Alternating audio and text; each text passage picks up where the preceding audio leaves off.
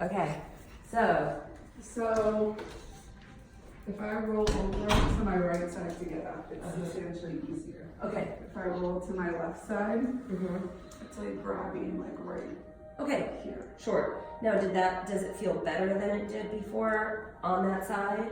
Does it feel the same? Once I got up, it felt better. It felt better. Getting up was a problem. Okay, more so than it was before? No, Same as the same. The same. Great, so what we're finding is that as we went in and released this right side, that has a lot more mobility for her. She's starting to feel better.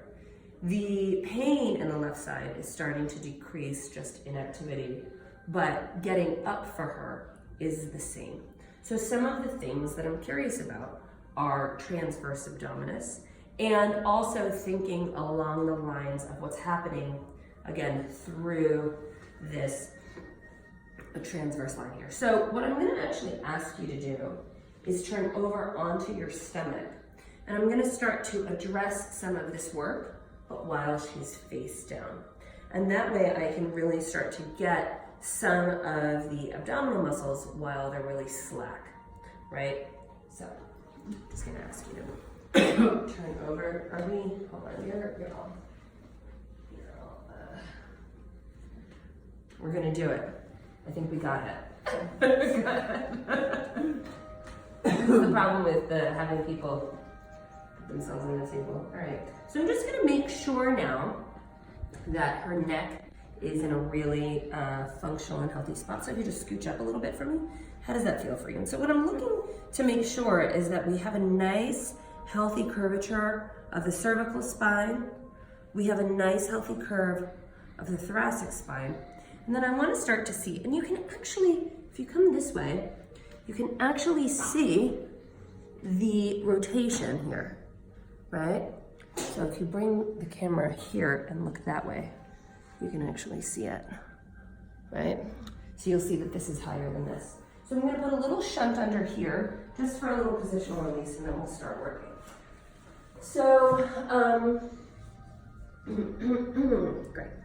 I'm gonna keep her draped for a lot of this. We can kind of talk through what we're doing. So this is a nice, it's just like a memory foam, so it really drops down. But I'm gonna find that iliac crest. I'm just gonna bring this underneath. Cool. I'm gonna support her feet. Now, really the only time I use any support here,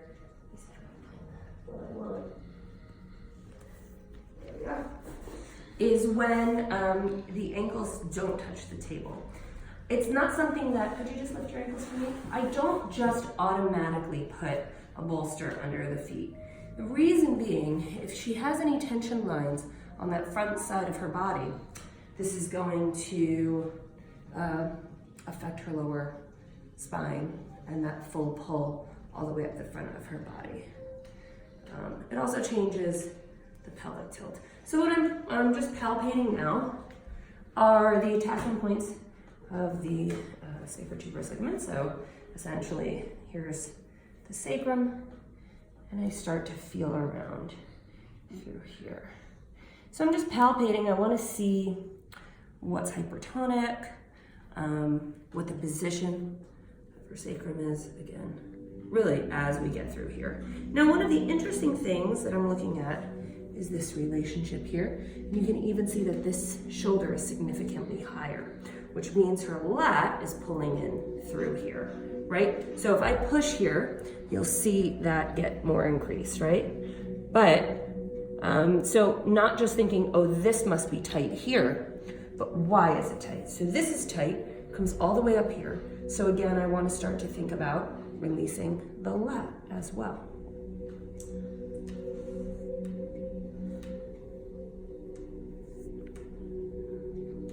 So as I start to palpate the muscles posteriorly, I'm just going in, around, and hooking onto her iliac crest so that I can start to try to affect some change in rotation around the actual bony structure.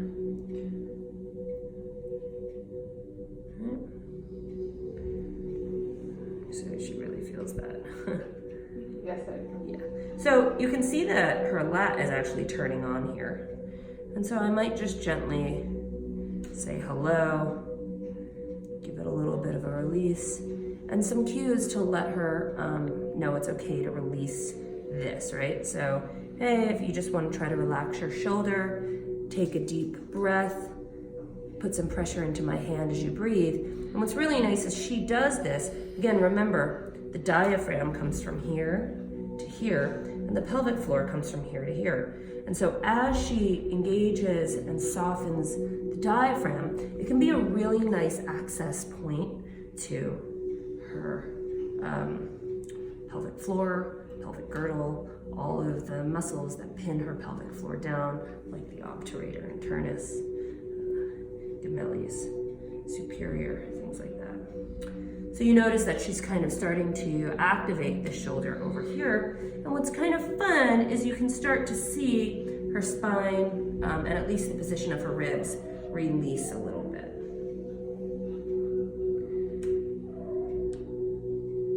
So what I'm looking for is a nice rhythmic motion through the thoracic spine. I can see a little bit of a bulge here. That's not something that's new, so I'm not gonna address it as my primary focus today. Now, if that were brand new, because I've worked with her before, it would be something that I'd wanna look at.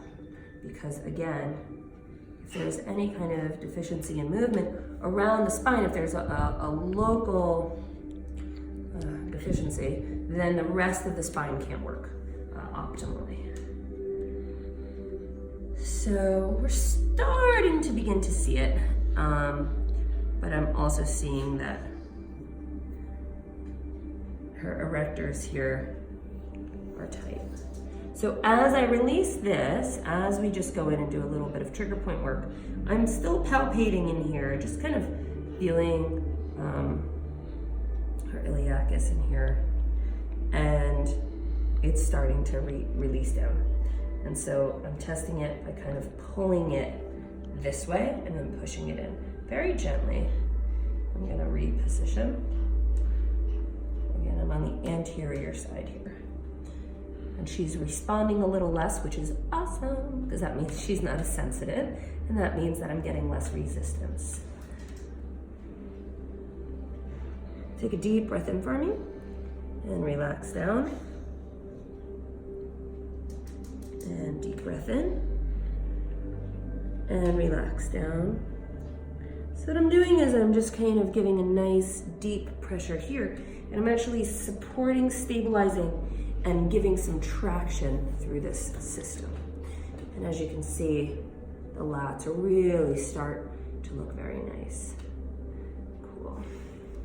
So I'm gonna take this shunt out now. We're just gonna check and see how this looks. And it's actually starting to look a little bit better, but I do want to start to look around this side. You can kind of see that there. Great, so we're gonna come here. I'm just gonna put her into a little bit of an exterior rotation. Oh, yeah. And so this is kind of where we were before, but we're just on the other side. So my thumb is really in that TFL, and then my fingers are gonna wrap around to the iliac crest right to the front. And again, we're looking for that rotation. Now I'm stabilizing the leg here, and then I might do a little, essentially mimicking an internal rotation, which gives her posterior gluteal muscles a little bit of a stretch, at least the ones that are responsible for that internal rotation. Great. So now that I have a little bit more of a roadmap, I'm just gonna come in. So again, I'm focusing through the front, but I'm focusing on like stabilizing the anterior muscles and then palpating and giving a context for these muscles through her sacrum and her lower lumbar to begin to relax. It's not about, I'm gonna release these muscles, because they're tight for a reason. It's not just that they're tight, I don't know why. It's not a cut and a Band-Aid. It's, hey, what created this cut? Let me go find that, remove it, and then put the Band-Aid on. All right, So relax down for me. I want you to actively try to press through your sacrum into my hand. Press down onto the table. Good. So what I'm doing is I'm looking through here. Press down even more, kind of from your belly, press down. Yes, you feel that turning on there? Good. Now, take your right foot and start to rotate it to your side. Good. So what I'm doing is I'm just feeling for what muscles are turning on for her here. Good. And as she kind of gets through the midline, I'm looking for that rotation. And I'm not feeling it as much as I'd like, which does let me know that the sacrotuberous ligaments need to be released. You can put your foot just down back on the table for me. Thank you. Great. Okay. So all I'm doing is just kind of finding the fossa of the sacrum here on this right side, finding some of those attachment points, and now I'm just kind of going back and forth. These are really tiny ligaments. You don't want to release them too much, but I do want there to be some motion of the ilium around that sacrum so that it has a functional movement as much as possible for today. I know. Try to relax, breathe in, breathe through the middle of your back. There we go, good, and relax. So, again, I'm gonna have her get up. I'm gonna test her out, I know. So right now, I'm on essentially the attachment point of her rectus femoris, where that iliacus kind of curves around and attaches onto her femur. Essentially, some of the attachment points, even of that TFL. All the rotator, all of the hip flexor muscles.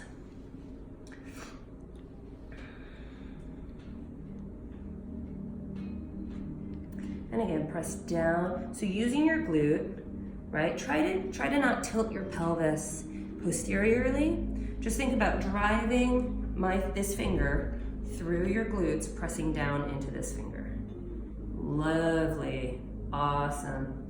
So I'm looking for is a straightening of her knee and some pressure, and I see it there, so I'm very happy. So that means she has a nice functional line happening there, and relax for me, good. What's really nice is if you remember, we were looking for this really beautiful movement through the thoracic spine, and now that we've started to release some of that, we're starting to find it. She just tightened up. It's okay. That space right there is really... Yeah. That's why I'm on it, and we're just kind of hanging out. So I'm keeping my left hand here really tight and really stable. I'm just moving the hip across my finger. So instead of like plucking the muscle, kind of allowing the muscle to slowly move and undulate into a little bit more of a release here. And you can really see that thoracic spine moving there. Very nice. I notice there's a little bit of hypotonicity through that left rhomboid there. Again, I'm noticing a lot of this cross, and of course, if you know anything about the thoracodorsal fascia, a lot of times it does really create, there's about 3 fascial lines that cross right around here, and they can get very adhesed fairly easily, particularly when you have some diaphragm tension and issues. So again, I'm just gonna visually check this out.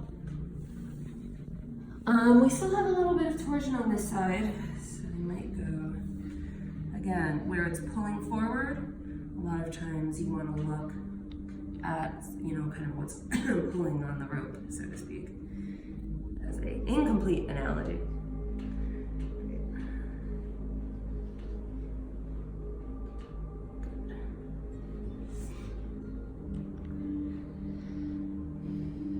I'm just going to start to feel her lower lumbar.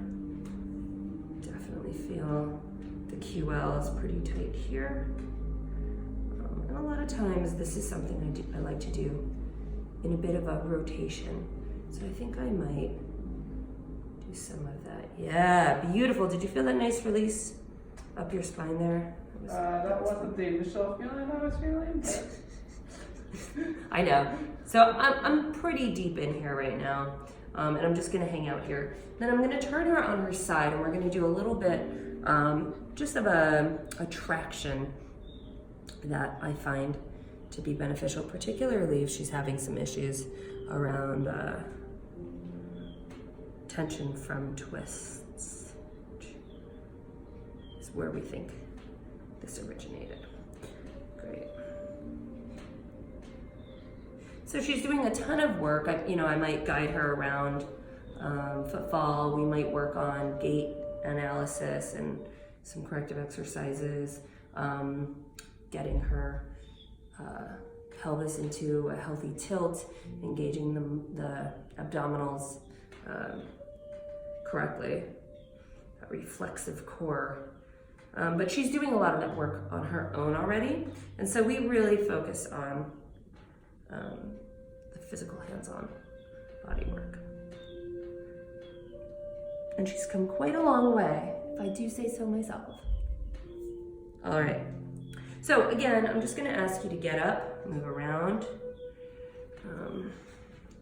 Just gonna go all the way up and down the spine, just once or twice. And I'm looking all the way down her body just to see what's happening as I mobilize her spine. I certainly work with the spine out school of thought, although I think there's a ton. I mean, you can't really say, one system over the other. It all works in conjunction. But for sure, our body really works very hard at protecting our central nervous system. So, if you'll walk around, do the same thing for me again. Let me know what feels better, what feels worse, what feels the exact same. And I'm gonna ask you to lay in a fetal position on your left side down towards the table, okay? okay.